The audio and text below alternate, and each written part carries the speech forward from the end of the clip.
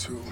Hey, what's up, Guan? Bump Jonas here, and I'm here with Shay Lyric, the Illa City Angel. Ooh, and we doing Lab Legends, y'all. So, right off the bat, first of all, I think the last time I interviewed you was through IG Live Conversation on a Cardiac, and you were really good at your segues and your bars. You always just flowed the convo. So, right off the bat, you started well. The Illa City Angel. What is the Illa City? Break that down for us. Oh, yeah. So the Illa City is pretty much Kansas City. So we always had a rap of being known as Killer City, and I wanted to get that off of us. I wanted us to be known as something, dope. And I've always heard people refer to, Kansas City to drop the K and call it Illa City. And it's just been something that a lot of different people in Kansas City has been trying to do to make it a movement. I like that. So it's really an effort to remove the negativity or the violent aspect of Kansas City as a whole. Mm-hmm. I fuck with that. We need to take that on. That sprinkle something on that one. That's why I took it on. I heard other people saying, like, Illa City, we need to drop the K, like, Yeah, no, that So I was like, yeah, I agree. Yeah, no, we need to do that. I mean, all big respect to KC, Kansas City, but the Illa, we are ill. We are ill. I like that. Yeah. I like that. A lot of spitters. Speaking of, you are a hell of a barsmith yourself, a wordsmith. Lyrically, you have the prowess on a level of, like, I don't know, whatever college rating D1 type shit. Yeah. You on your shit. You on your shit. Appreciate it. So I want to ask though, if you were to give someone a 30-second elevator speech about your sound or your style, how would you describe it? I would say the way I get described is I'm compared to everybody because I'm somebody that nobody ever heard before. Oh, so shit. People are trying to figure out who I sound like and who I inspired by. But it'd be hard for people to put me in a box because I sound like me. Bar. Like we wouldn't even. There's no booth. Well, we're in a booth, but there's no mic, and she's still dropping bars, y'all. That's just the way it is. You know what I'm saying? SpongeBob versus Lil Wayne. Who's more popular? SpongeBob. SpongeBob has been winning a lot lately. SpongeBob. Yeah. Okay, so let's dive in. Why is SpongeBob more popular than Wayne? Because he got the kids from multiple generations. SpongeBob came out when I was like born. And so it's been generations of people who know who SpongeBob is. Like, it's a lot of people who will probably not let their kids listen to Lil Wayne. And so that's why I think SpongeBob is more important. Okay. I mean, not more important, but more popular. Yeah. No, I can see that. Okay, fair point. So we've talked about Illa City. We've talked about your style a little bit. Let's talk about your project. I want to make sure I say it correctly. Illa City Summer? Yep, Illa City Summers. Okay. Illa City Summers, man. ISS, no, ICS. First of all, that just sounds hard. That sounds like some kind of, like, corporation or company that just, like, either engineers or build shit or destroy shit. I don't know. It just sounds like some fire shit. So I'll fuck with that. So, first of all, talk to us about the project. What are you trying to say, and what do you end up saying? So, with my project, this was me coming back from my hiatus after having my son. Shout out to Dadrian. Mommy loves you. So I went on a hiatus, and I had to, like, figure out how I was going to continue being a mom and also doing music. And so a lot of my project is me talking about how I'm back from my hiatus. Ain't shit changed. I'm still her. Okay. And, I still got bars or whatever. Just because I'm a mom now doesn't mean that I'm any different than what I was. I actually came back better, I feel like. And so I'm the more evolved Shay. Like the Illa City Angel has went up like another echelon. We're like Illa City Goddess now? Yeah. You know what I'm saying? That's what we're feeling like. Oh, shit. I fuck with it. We need that. We need more of it. MORE and MOOR. So we need all of that. I fuck with it. For sure. Okay, so, so it's not necessarily braggadocio. It's more of just like I'm staking my claim again, in a sense. Just in case y'all might have thought that there was a fall off. Yeah. No, here's a reminder. It's still here. Mm-hmm. Okay, Absolutely. So you mentioned that, okay, so like, ain't nothing changed. I've actually gotten better. So because of your child and because of having given birth, and just, the whole 9-month period, right? That whole expectation. Mm-hmm. How did that evolve your style? How has that, not style, but your sound or who you are as an artist? I became more vulnerable as an artist. Oh, like you could hear me speaking more on my personal feelings and things like that, especially on the last song of my project called Letters to Deidreon. It talks about how I feel like I ain't ready, but I got to get ready for motherhood and just this new level and step in life. And it's just something that I probably wouldn't be as open to if I didn't have my son, and would probably be like, nah, I'm just that bitch. You ain't got to hear about my personal problems or what my fears are, and just how I feel. Period, about just becoming a new mom, like, cause it's very scary, but I'm able to be vulnerable about that versus the first project where I was just like, no, I'm just that bitch and I can rap good. Like, let's talk about it. That was pretty much it on the first one. And now it's like, no, I'm still that beat. I still rap good, but I also got these different things happening and going on that you can now have access to. Yep. And that's something I wanted to touch on.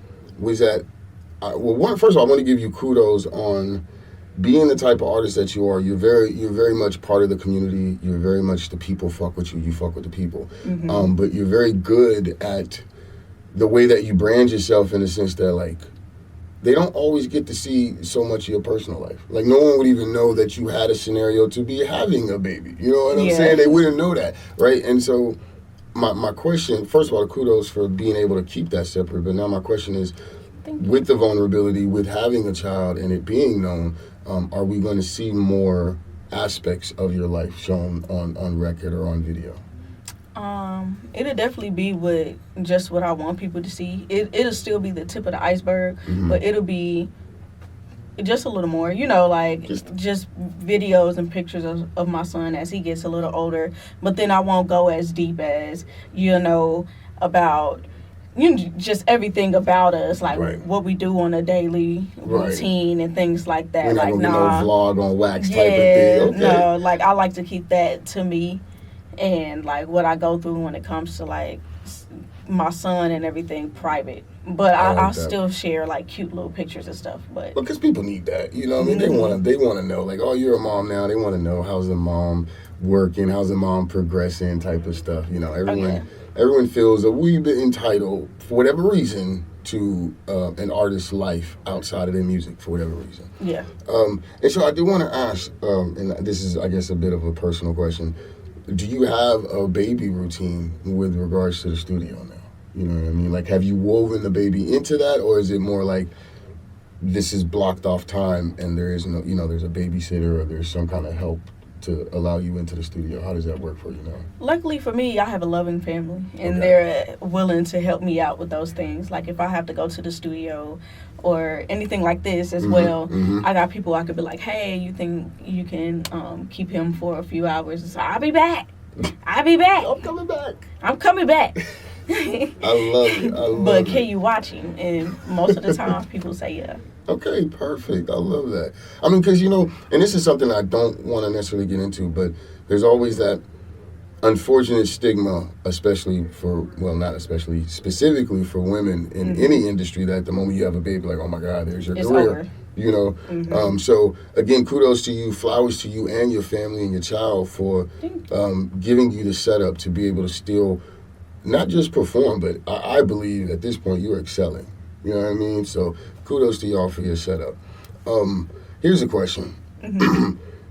As of right now, I think the stats have changed, but as of like 6 months into the year, there had not been a number one hip hop song or album on the charts. And so my question to you is, what are your thoughts on that? I think people are tired of the same old. Everything is starting to sound the same. And so the music isn't speaking to the people like it once did before. You could tell, like, since the streaming age and since the social media age, music has become who can make the quickest dollar. The industry, and mainly these record labels, they're not necessarily looking for who can really make music that's able to profit. They're looking for the person that's able to profit, not the music. Because they'll sign you literally for being a media personality. So, this is a tangent, but with that said, and you have a very acute awareness of the situation. So, why do we even care about talent? And then when I say we, I mean those on the creative side of the thing. Me as a podcaster, interviewer, maybe I don't care about talent so much, but you as an artist, why do you care about talent? Why do you care to be seen as talented and to be seen as skillful? Mainly because we care about the craft and we care about being artistic. We're artistic and creative people, and that's something we take pride in. A lot of us aren't good at numbers or math, and some of us aren't good at working at a warehouse. Sometimes being creative is something that we take pride in because that's something we're good at, and that's something that can impact other people's life without even just touching them, That was, come on, gotta give it, that was, Oh, yeah. let's go, that's a Because at the end of the day, like, it's still the creatives that make this shit go round. Because a lot of the people who are profiting off of music, who probably don't write their own music, or who probably, just in it for a quick buck, they still need creatives to do the hard work for to them. make it happen. And if the creatives know, even though we know it's a money pit, like with the music and everything, everybody's here for a quick dollar. Since we're creatives, we know what gets the quick dollar. So it'll be easy for us to be like, plug in. Yeah. And then go do what you really want. Okay. Okay. The creatives have learned the finesse. Yes. All right. So here's a question. Who plays you in a biopic? She ain't born yet. Oh, shit. Oh, that's... Because my story's still going, like my story really ain't, it's just now starting. I love it. I love it. Okay, so if your story's just now starting, here's a tangent, but follow up. Her star is not born yet that plays her in the biopic. But when we do get the biopic of you, where does it start? Does it start at birth? Does it start in middle school? Does it start in high school? Does it start on stage? Like a la 8 Mile? Where's the movie start? It starts when I first gained my consciousness. When you're a kid and you just remember shit just one day and you just keep remembering. Like that day. That's fire. Don't y'all steal that. Don't steal that idea. That's fire. I could see somebody stealing that too. 'Cause that's a good one. Yeah. Yeah. But the day, like, you're just in kindergarten or something, like you're just playing with your toys, and then you just like, oh my God, I'm a person. I'm here. Yeah, I'm here. And I remember, matter of fact, I woke up and I remember what I did yesterday. Now I'm a real person. Yep. That, like, now you have, like, a recognition. She didn't, esoteric, philosophical, and we ain't even hit the blunt yet, y'all. That's all right, so we're here at Lab Legends, Emerald Dreams Lab. What is a legend to you? Somebody who came and made their mark. Someone who others can speak highly of. And you know what, not even necessarily highly, but someone whose story matters to be told. Oh, shit. Like they went against the status quo of just being, just doing everyday things. And I feel like there's nothing wrong with people who just do everyday things. But those who kind of looked at life and was just like, I want to do something different. Try this. Okay. Yeah, like your name will live forever because of the decisions you made. That's fire. I got some chills on that one. Let's go. Let's go. All right, so what has been your most awkward stage moment? And I almost feel like there's not very many because I don't know if I've seen you perform, but I've seen videos of you performing, and you're a fierce performer. Like, you just do not give a shit. You trying to destroy that mic. Oh, yeah. But again, from your perspective, what's been the most awkward stage moment you've had? I had got cotton mouth and I was like dehydrated. Ooh. And I fumbled on a word. Even though I still like kept going and I played it off, but in my head I'm like, oh, I done fucked up. I know I fucked up. Damn.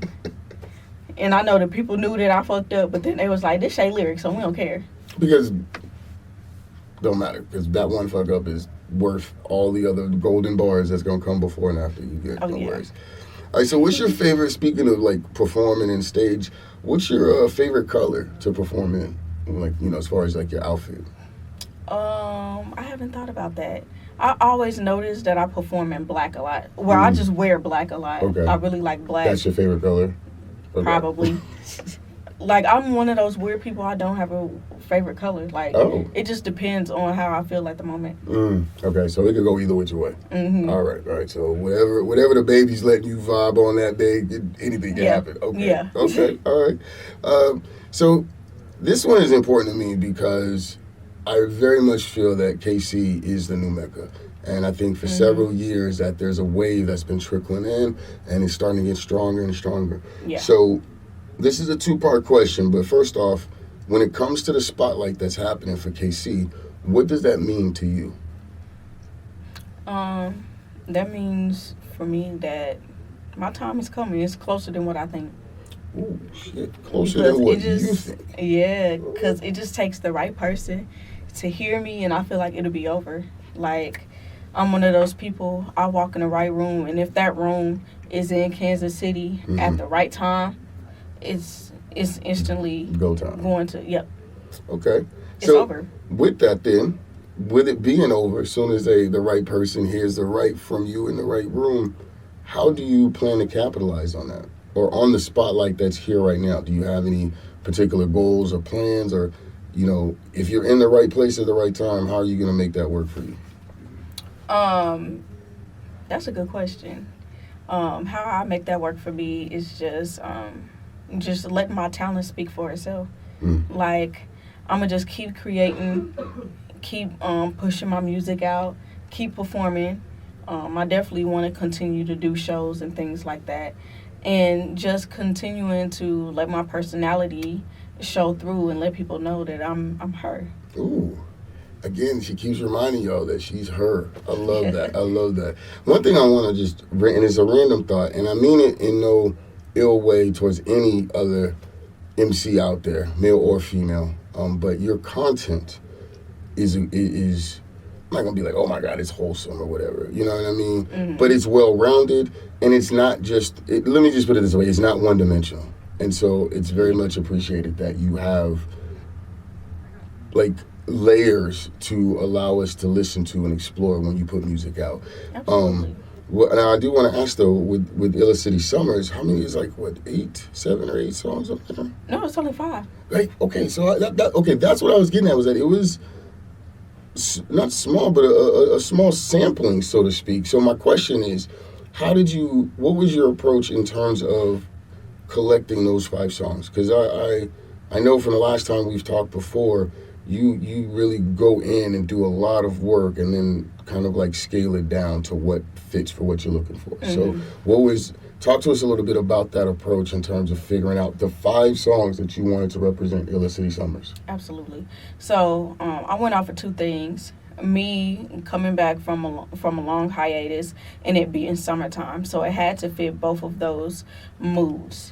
And I knew for a fact that I wanted to have more up songs, things that people can vibe to, and also a little gig too, and also something that can speak on not necessarily explaining myself, but explaining myself as to why I was gone. Okay. I feel like my fans deserve that. Just a little hint, like, hey, I've been pregnant. They ain't stopped nothing, though, because, the Illa City Angel is back. And, just letting it know that my presence will be felt again in this music shit. And just to let my presence be known and to also put people in the right mood for the summertime. And we need that. But, here's the other part, and I think it's actually very fitting that it's Illa City Summers because we've, got a hot summer happening, and the tension in the city is different. And so we definitely need that element to just kind of just cool things off, like in a different, or maybe even just like,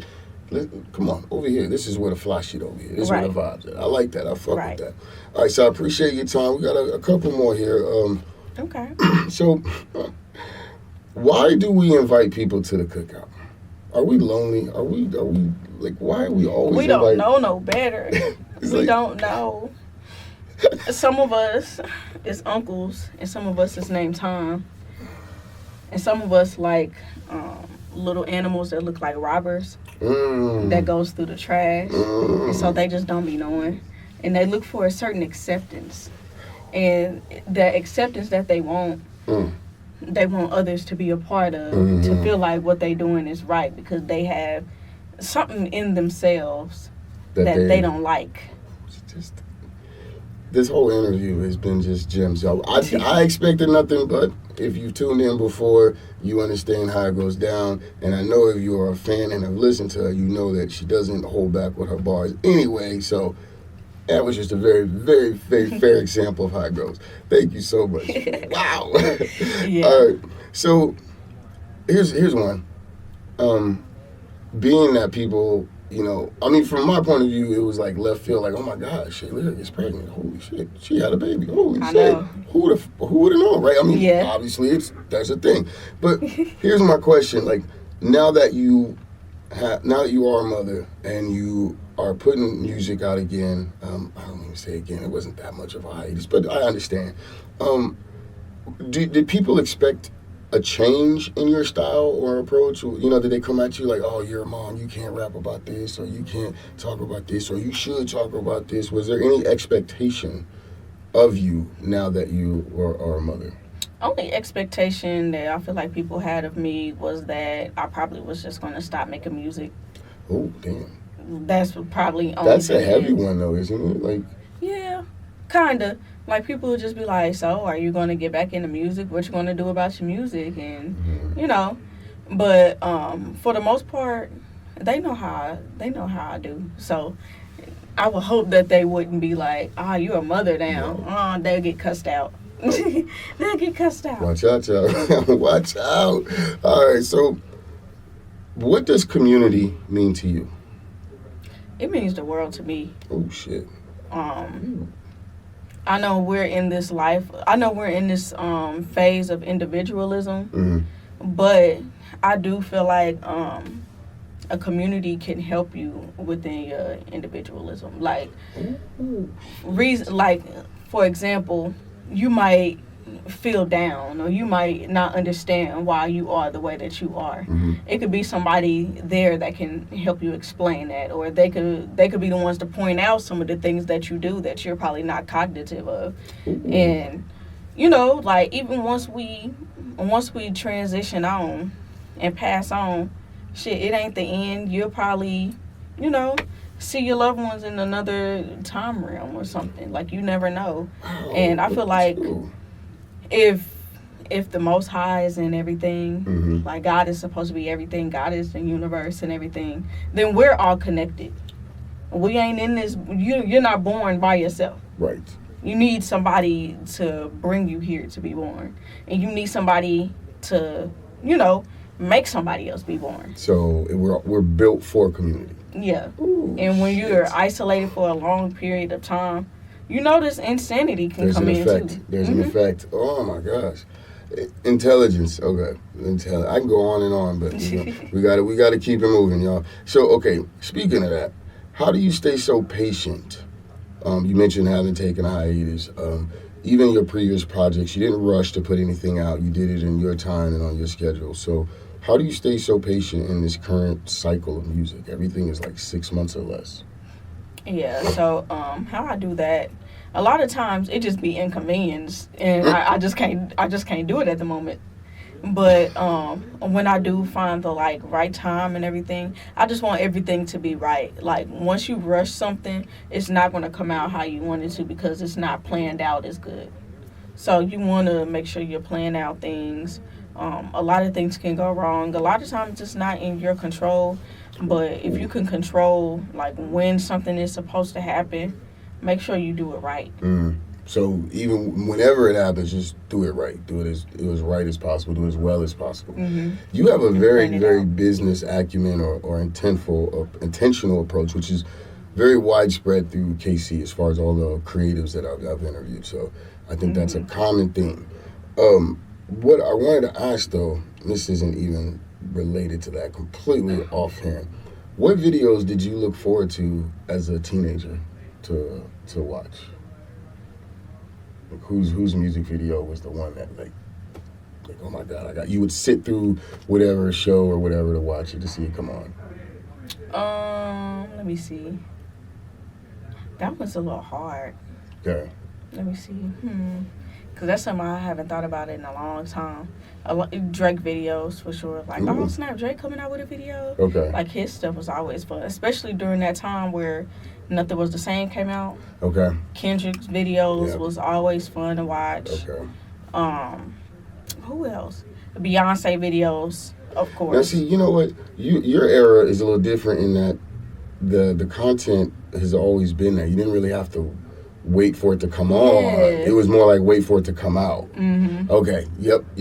I see where I went wrong with that angle of questioning. I get it now. My old head like, shit. We still, I looked at it from the angle of 106 in Park. When they be like, oh, the new Beyonce video is premiered. Yes. Like, I look at it from that. Okay. But then, for the most part, it still was. Why would I wait for 106 in Park when I could go to YouTube? And it's going to be there. It's going to be there. Okay.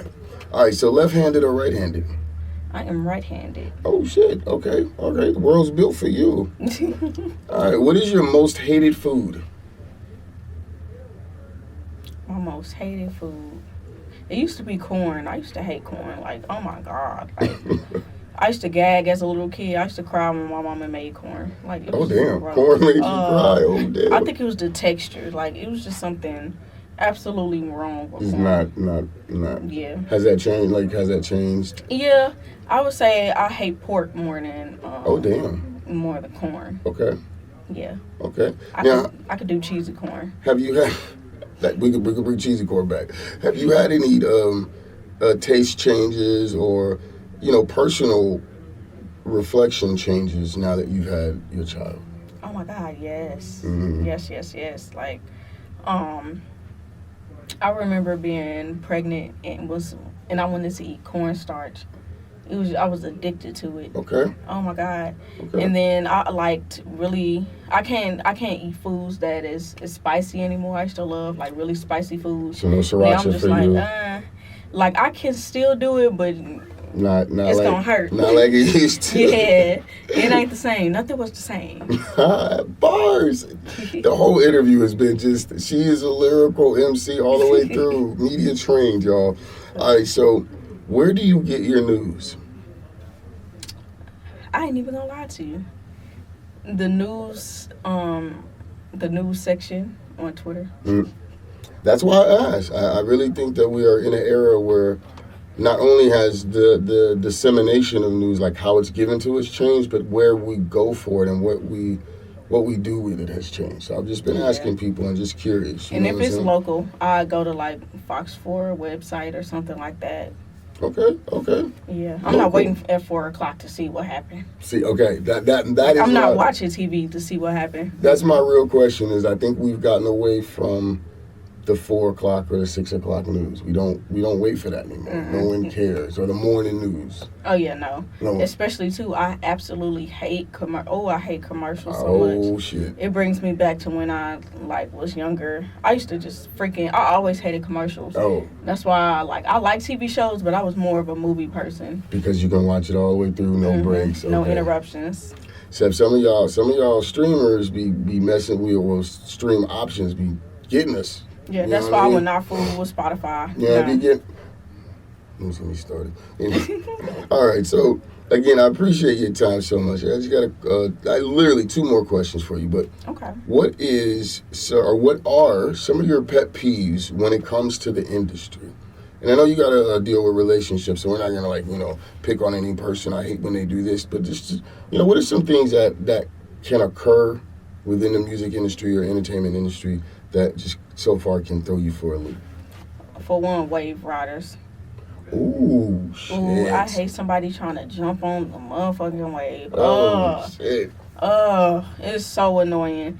It's like when you feel like when somebody gets some clout and other industry folks will be on their nuts. Like, oh my God, that's my new friend. Yeah, and before then, like, they could give a fuck. They don't care. Dalton who? What? Yeah, but then if Dalton was to blow up, Dalton, we go way back. I was friends with him in 6th grade. No, you bullied Dalton in 6th grade. There's a difference.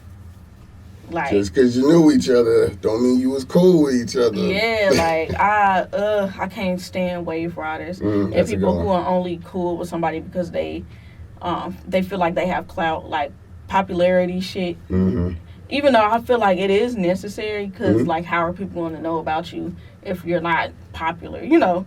But, you know, just, and also on the flip side too, people who are popular that want to come in, they've never did music, they don't like music, you know, and they want to become like, and then it's always rappers.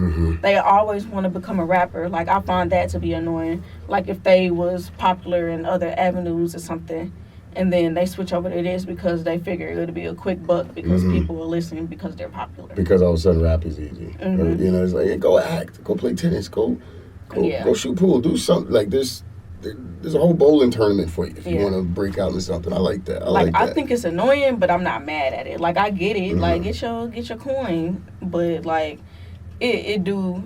I feel like that's why the game is so oversaturated. Just some one to grow on. Just some thought. All right, so the very last question I want to ask you, and I think this one's appropriate because you do have a child. Again, shout out to you and your family for creating a support system that allows you to have a child, to have, you know, another generation, and you get to pursue your passions and do your thing. So that's a very important thing. So my question to you is, what does legacy mean to you? Oh man, that means the world to me as well. I said in my song "Letters to Dadrian," y'all can't tell me shit. I'm building legacies and families. Like, can't tell me shit, because I feel like a legacy is something that you're leaving a piece of you behind. It's something that can be commended, and I feel like that's something that can also make it to where when you do transition, it'll be an easier transition for you.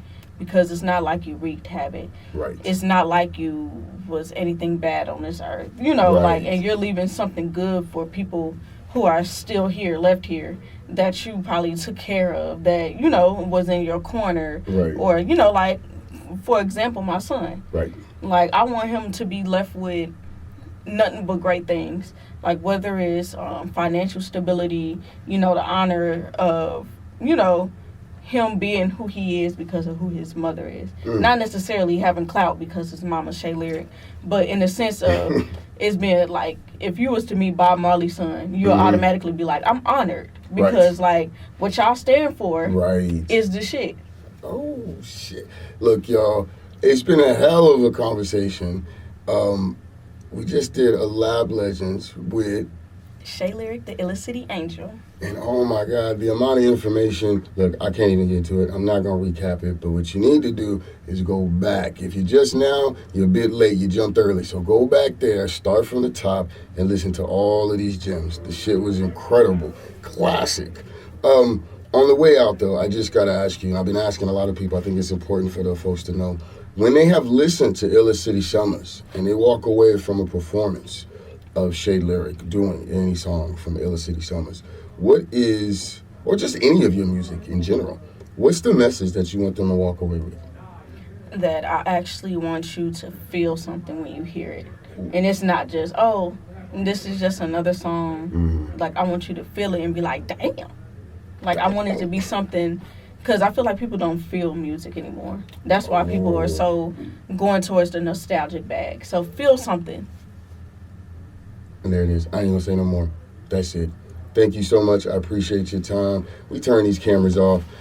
Illicity Summers is out now. Shay Lyric, Bump Jonas, Lab Legends, Emerald Dreams Lab. That's all it is. This was a heavy fucking episode because the bars, it's the bars. There it is. Thank y'all so much.